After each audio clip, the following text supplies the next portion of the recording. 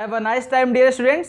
साथियों, आज हम लोग फ्यूचर परफेक्ट टेंस को पढ़ने वाले हैं। अभी हमने पिछली वीडियो में आप लोगों को पास्ट परफेक्ट टेंस और पास्ट परफेक्ट की मिक्स सेंटेंस को समझाया था। तो यहां पर साथियों आपको हम फ्यूचर परफेक्ट टेंस को समझाने वाले हैं।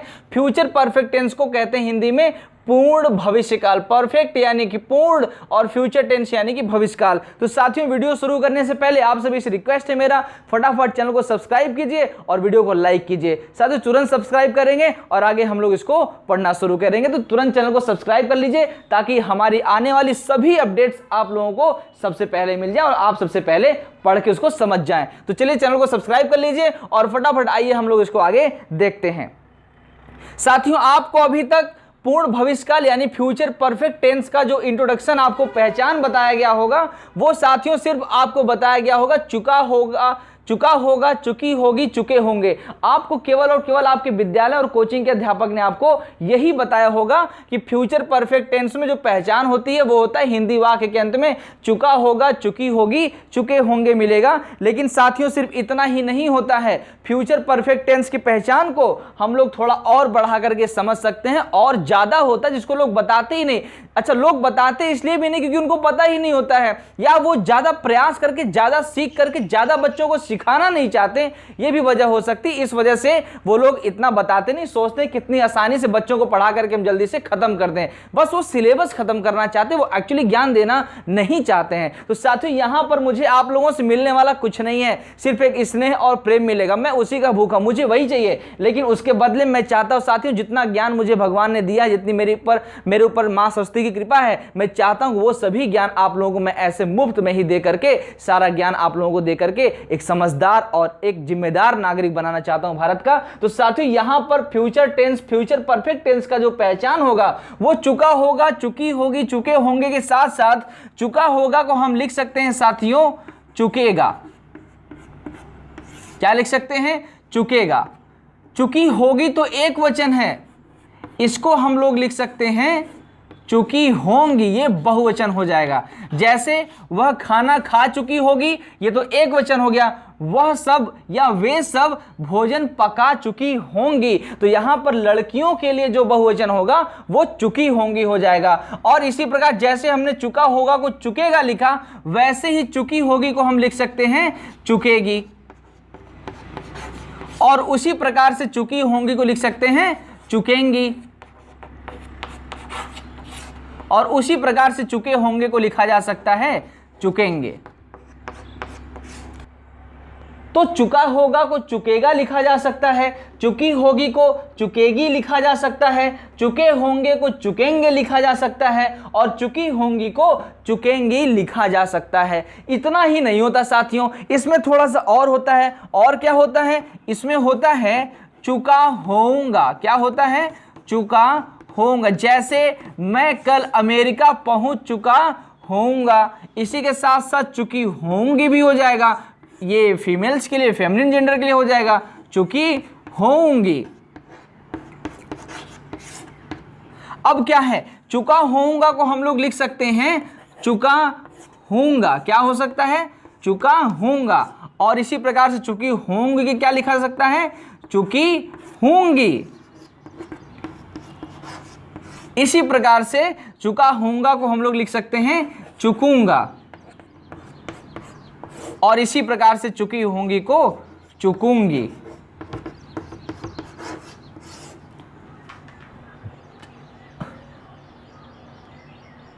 तो यहां पर साथियों जो फ्यूचर परफेक्ट टेंस की जो पहचान होगी वो होगा चुका होगा, चुकी होगी, चुके होंगे, चुकेगा, चुकी होंगी, चुकेगी, चुकेंगे, चुकेंगे, चुकेंगी, चुकेंगे।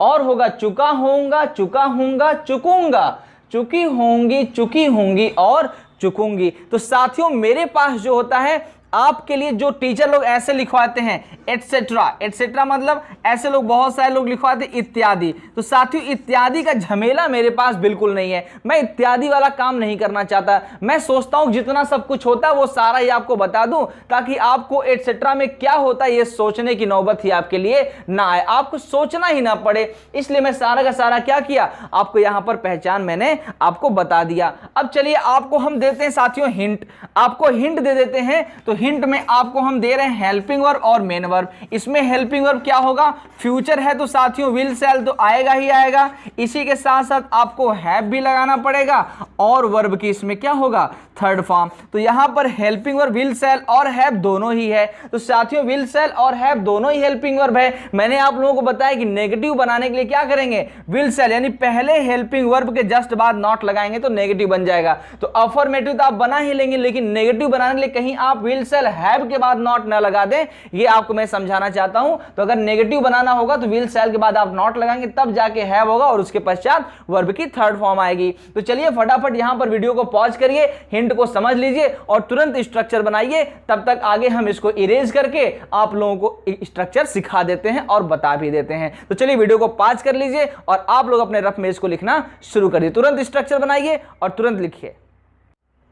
तो आइए देखिए साथियों, यहां पर हम लोग जो अफर्मेटिव का स्ट्रक्चर बनाते हैं, आप सभी को मालूम है अफर्मेटिव स्ट्रक्चर में सबसे पहले क्या लिखा जाता है, सबसे पहले लिखा जाता है सब्जेक्ट, उसी के जस्ट बाद हमको लिखना होता है हेल्पिंग वर्ब, जो मैंने आपको पहले ही दे रखा है। तो विल शैल ले लिया, उसके बाद हेल्पिंग वर्ब में एक और वर्ड है, क्या है वो, हैव है। उसके पश्चात मेन वर्ब जो आपको पहले ही दिया गया, वर्ब की थर्ड फॉर्म। और आप जानते हैं हेल्पिंग वर्ब और मेन वर्ब के बाद क्या लिखा जाता है, ऑब्जेक्ट लिखा जाता है, और ऑब्जेक्ट के बाद क्या लिखा जाएगा, अदर वर्ड्स लिखे जाएंगे। तो यहां पर आपका अफर्मेटिव क्या होता है, कंप्लीट हो जाता है। नेगेटिव आपने कैसे बनाना सीखा था, नेगेटिव के लिए मैंने आपको बताया था कि सबसे पहले सब्जेक्ट लिखेंगे, उसके पश्चात आप हेल्पिंग वर्ब भी लिखेंगे, और हेल्पिंग वर्ब में जो पहला शब्द होगा उसी के बाद क्या करते हैं, नॉट लगा देते हैं। तो आपका क्या बन जाएगा, नेगेटिव सेंटेंस बन जाएगा। अब यहां पर क्या हो गया, हैव हो गया, हैव के पश्चात क्या बचा है, वर्ब की थर्ड फॉर्म बची हुई है, उसके बाद क्या है, ऑब्जेक्ट है, और लास्ट में क्या है, अदर्स है।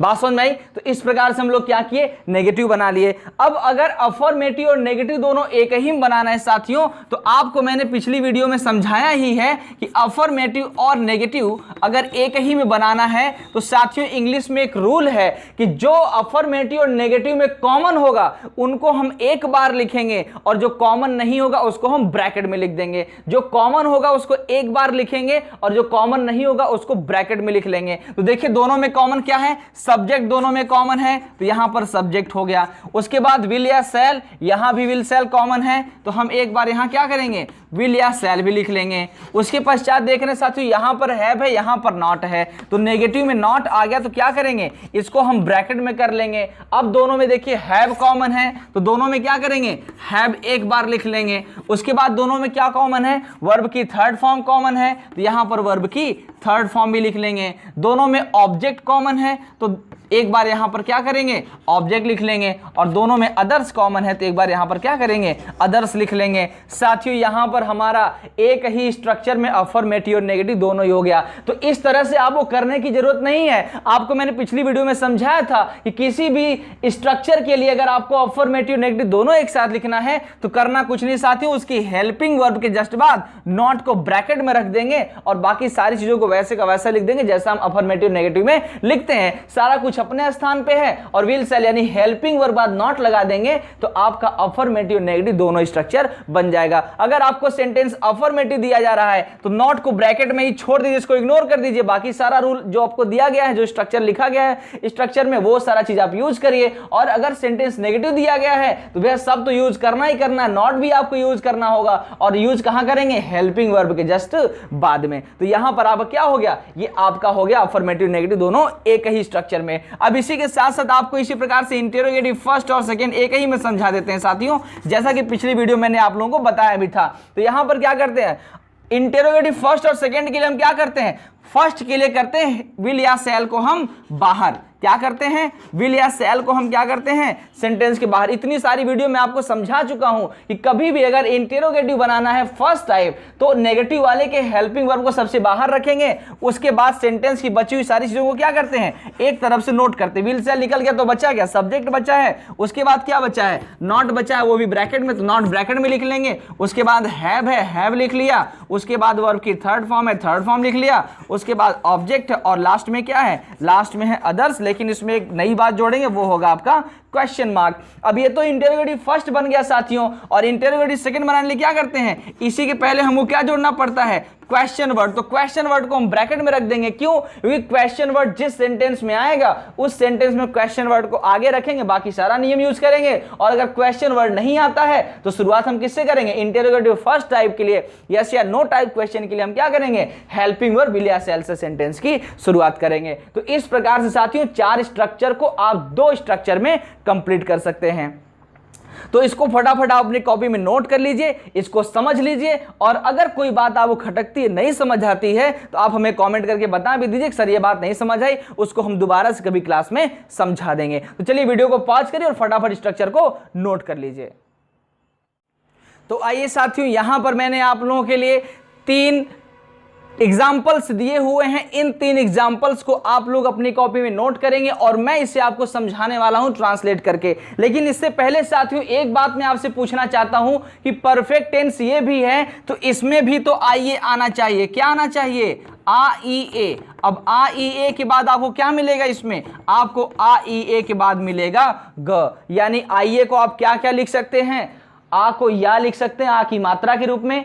ई को बड़ी ई ये लिख सकते हैं और बड़ी ई की मात्रा के रूप में लिख सकते हैं। ए को ये के रूप में लिख सकते हैं और ए की मात्रा के रूप में लिख सकते हैं। जैसा कि मैंने आपको प्रेजेंट परफेक्ट टेंस और पास्ट परफेक्ट टेंस दोनों में ही मैंने इस पहचान को बता दिया है। तो इस टेंस में आपको मैं बस थोड़ा सा याद दिला रहा हूं कि अगर परफेक्ट टेंस कहीं भी होगा तो उसमें आइए आपको मिलेगा, प्रेजेंट होगा तो आपको उसके साथ ह मिलेगा, पास्ट होगा तो थ मिलेगा और फ्यूचर होगा तो ग मिलेगा। तो यहां पर साथियों हमने आपको बता दिया कि इस टेंस में यानी फ्यूचर परफेक्ट टेंस में चुका होगा, चुकी होगी, चुकी होंगी, चुके होंगे, चुकेगा, चुकेगी, चुकेंगी, चुकेंगे, है ना, चुका होऊंगा, चुका होऊंगा, चुकूंगा, चुकी होंगी, चुकी होंगी और चुकूंगी।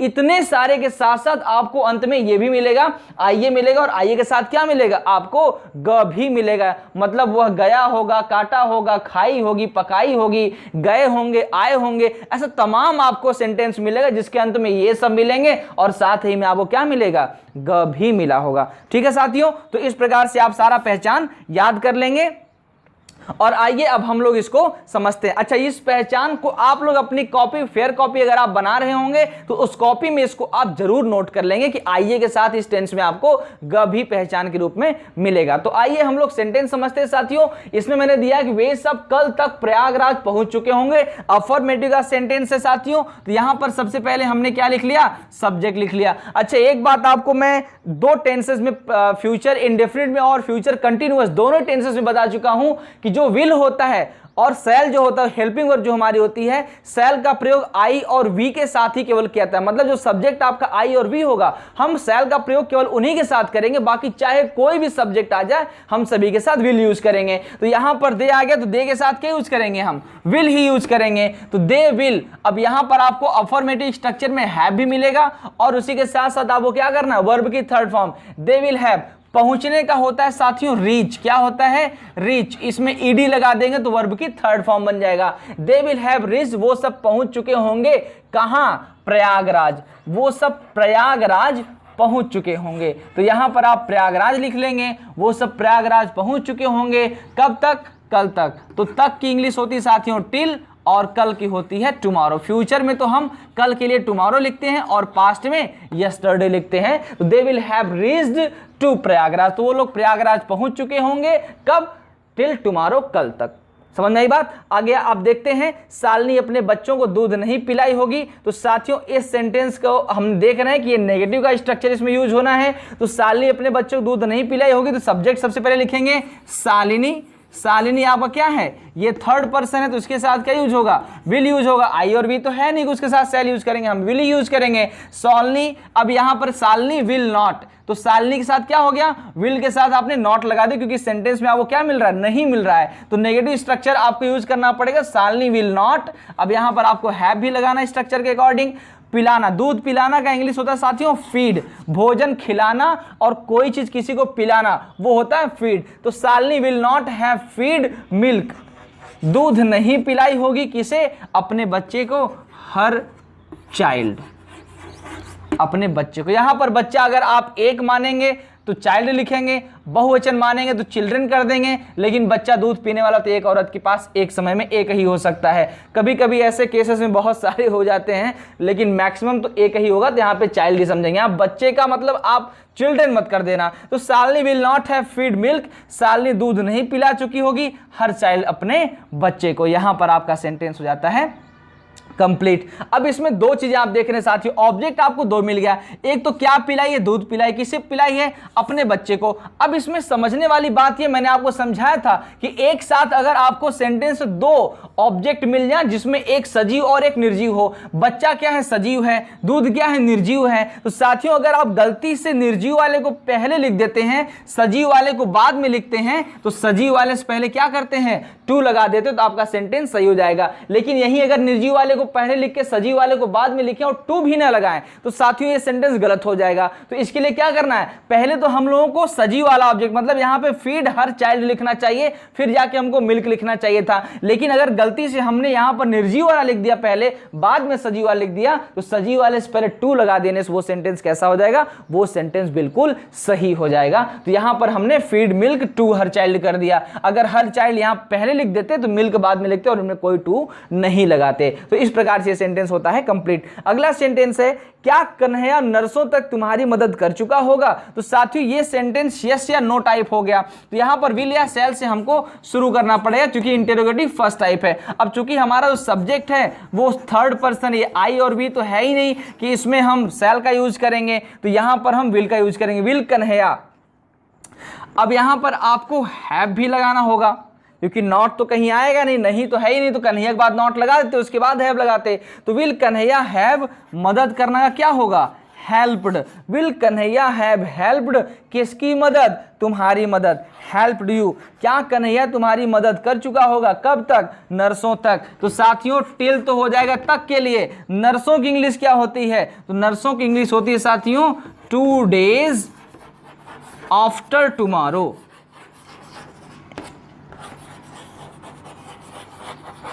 मतलब कल के बाद 2 दिन और, टुमारो के बाद 2 दिन और, तो क्या हो जाएगा, नर्सों।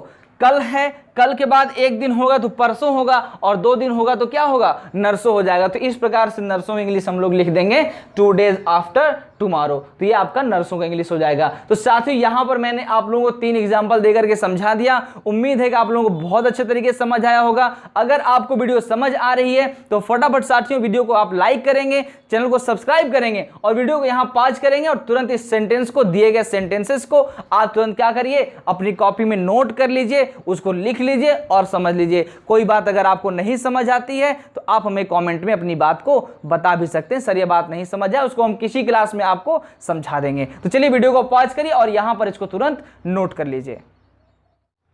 तो चलिए साथियों यहां पर मैंने आप लोगों को करने के लिए एक एक्सरसाइज भी दे दिया है। इस एक्सरसाइज में मैंने आपको 3 क्वेश्चन दिया हुआ, इस 3 क्वेश्चन को अपने रफ में नोट करेंगे और रफ में नोट करके तुरंत आप इसको ट्रांसलेट करेंगे, और ट्रांसलेट करके आप हमको कमेंट करके बताएंगे कि सर इनमें आपने क्या क्या ट्रांसलेशन किया, वो मैंने ये किया। आप उसको तुरंत क्या करेंगे, कमेंट करके आप हमको बताएंगे। और उसके पश्चात साथियों मैं आपको यहाँ पर इसका ट्रांसलेशन भी करके दे रहा हूँ, आप अपने रफ में मिलान कर लेंगे, जाँच कर लेंगे कि आपने कितना सही किया और कितना गलत किया हुआ है। तो चलिए वीडियो को पॉज करिए, फटाफट आप इसको अपने रफ में नोट करिए और तुरंत ही ट्रांसलेट करके हमको कमेंट करके बताइए, ताकि मैं चेक करके आपको बता सकूं कि आपका क्या सही है और क्या गलत है। तो चलिए वीडियो को पॉज करिए। जब तक आप वीडियो पॉज करके इसको नोट करेंगे, ट्रांसलेट करेंगे, तब तक आगे मैं आप लोगों को इसका ट्रांसलेशन भी बता देता हूं।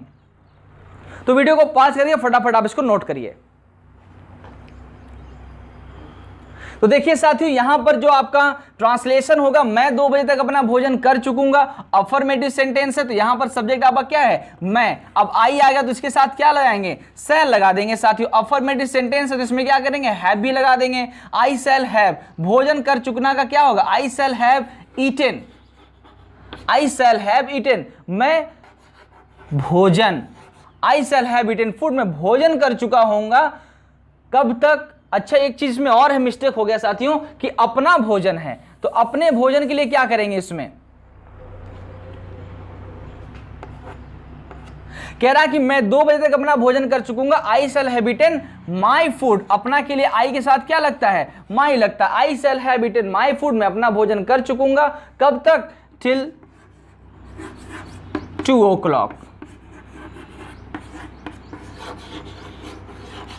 2 बजे तक। साथियों इसको आप ऐसा मत समझ लेना कि इसमें टाइम दे दिया गया है तो ये परफेक्ट कंटिन्यूअस हो जाएगा। परफेक्ट कंटिन्यूअस के लिए आपको यहां पे रहा रही रहे भी चाहिए होगा। तो ये आपका साथियों फ्यूचर परफेक्ट का सेंटेंस है, क्योंकि यहां पर क्या है, चुकूंगा, चुका चुकी के साथ आपको क्या मिला है, ग मिल गया। तो ये आपका हो जाता है फ्यूचर परफेक्ट टेंस का सेंटेंस। तो आपका हो जाएगा मैं 2 बजे तक अपना भोजन कर चुकूंगा। I shall have eaten my food till 2 o'clock। मैं 2 बजे तक अपना भोजन कर चुकूंगा। इसके बाद साथियों अगला सेंटेंस, हम लोग उन्हें कल क्या दिए होंगे। अब देखो ये आपका आ गया क्वेश्चन वर्ड टाइप का। अब क्वेश्चन वर्ड आ गया तो यहां पर क्या करेंगे, सबसे पहले हम क्वेश्चन ही कर देंगे, व्हाट। अब यहां पर आपको विल लगाना है कि सेल, वो आपका डिपेंड करता है आपके सब्जेक्ट पे। सब्जेक्ट आपका वी है, वी के साथ भी क्या होता है, सेल ही लगता है। तो व्हाट सेल वी, देने का क्या होता है, गिव, और गिव का थर्ड फॉर्म होता है गिवन। क्या होता है, गिवन। व्हाट सेल वी, अच्छा एक मिस्टेक हो गया, इसमें आपको हैव भी लगाना होता है।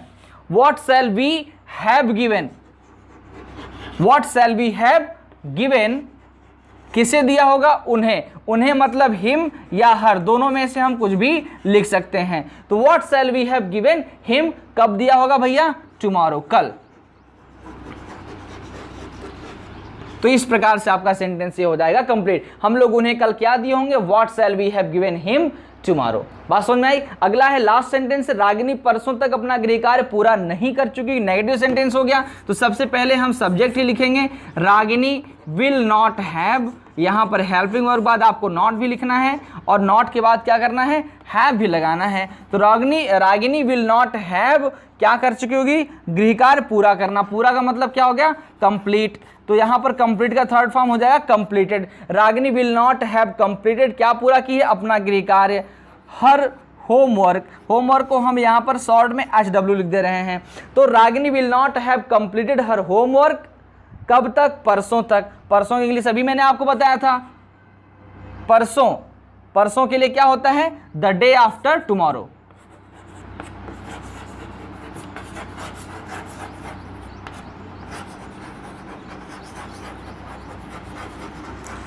तो इस प्रकार से साथियों आपका एक्सरसाइज भी जो मैंने आपको दिया था उसका ट्रांसलेशन ये हो जाएगा। आप फटाफट अपनी कॉपी में मिलान कर लीजिए, देख लीजिए कि आपने क्या सही किया और क्या आपने गलत किया है। तो साथियों उसको फटाफट वीडियो यहाँ पे पॉज करिए आप और मिलान कर लीजिए।